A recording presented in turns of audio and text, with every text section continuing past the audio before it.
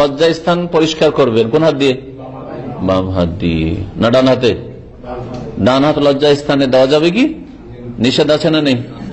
ডান হাত যদি লজ্জা স্থানে না দেওয়া যায় শরীয়তের বিধানে, তাহলে আজকাল ব্লু ফিল্ম দেখা মুসলিম যুবকরা ফাসেকরা জিজ্ঞেস করে মুখে দেওয়ার কথা। আউযুবিল্লাহ। আর আমি কয়েকজন লোকের কথা শুনেছি এরকম, যারা মাদ্রাসা পড়ুয়া মুফতি, তারা ফতোয়া দিয়েছে যে বাধা কোথায়? গায়র ফাকিহ জাহেল, এগুলো মাদ্রাসা পড়েছে ঠিক, কিন্তু ফিকহের না জ্ঞান নেই। ইসলাম এত সুন্দর দিন যে যাতে মুখে আপনি বাম হাত দিবেন এটা পছন্দনীয় নয়, ডান হাত লজ্জা স্থানে দিবেন সেটা নিষেধ রয়েছে, ঠিক কিনা? এই যদি হয় তাহলে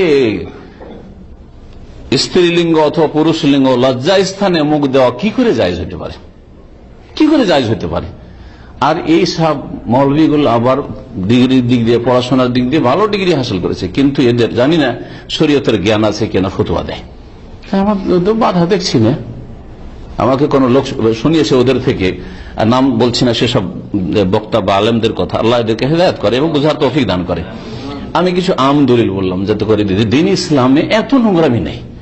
নবী সাল্লাল্লাহু আলাইহি ওয়াসাল্লাম জামানায় কল্পনাও করতে পারেনি যে মুসলিম জাতি ইহুদি নাসারাদের এমন পদে পদে অনুকরণ করবে আর ওদের গর্তে ঢুকবে যে ইহুদি নাসারা কাফের মুশরিক লজ্জা স্থান চাটে, মুসলিমও চাটা শুরু করবে।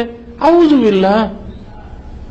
এটা কল্পনাতে ছিল না, না হলে স্পষ্ট ভাষাতে আসতো। কিন্তু শরীয়তে কিছু আম দলিল আছে, উমুমুল আদিল্লাহ, শরীয়তে কিছু মৌলিক নীতিমালা আছে যেগুলি দিয়ে আপনাকে সিদ্ধান্ত নিতে হবে যেটা জায়েজ হতে পারে না জায়েজ হতে পারে।